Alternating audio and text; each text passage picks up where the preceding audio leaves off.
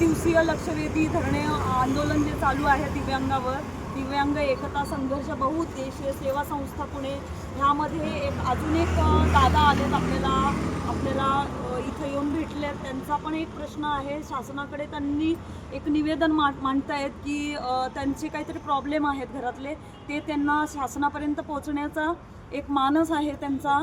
तर ह्या दादांशी थोडक्यात चर्चा करूयात आपण. ह्या दादांना विचारू, काय तुमचं काय प्रॉब्लेम आहे? नमस्कार, मी प्रदीप वसंत बर्फे. माझा मुलगा 20 वर्षे प्रणव प्रदीप बर्फे. मतिमंद असून 90% सध्या UDID कार्ड सर्टिफिकेट आहे आणि तो सध्या आता एवढा मेंटल हॉस्पिटलला आहे.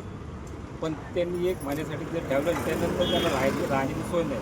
सध्या मलाही राहण्याची सोय नाही आहे आणि त्याच्यानंतर त्याला कुठं ठेवू?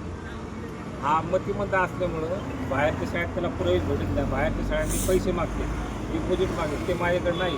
सध्या माझी परिस्थिती, मला काम नाही, धंदा नाही, मला स्वतःचं घर नाही. माझं जाऊ द्या, पण या मुलासाठी शासनाने काहीतरी करावं अशी माझी कळकळीची विनंती आहे.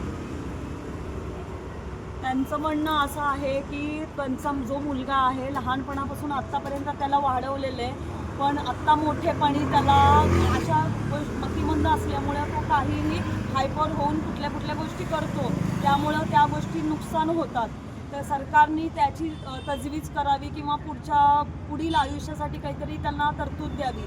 किंवा त्यांचा मानस आहे की त्यांचे प्रॉब्लेम्स आहे, त्याला काहीतरी कुठंतरी एक वाचा फोडायला पाहिजे किंवा एक तरतूद त्यांना सरकारकडनं एक मिळाला पाहिजे अशी त्यांची विनंती आहे. अशा मुलांसाठी सरकारने काहीतरी तजवीज करावी अशी त्यांची विनंती आहे. आणि कुठं ठेवायचं?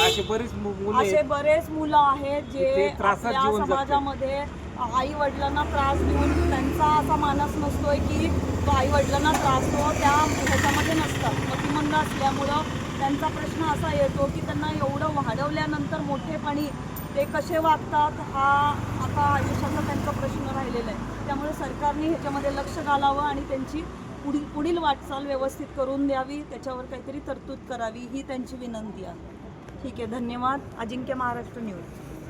ठीक आहे.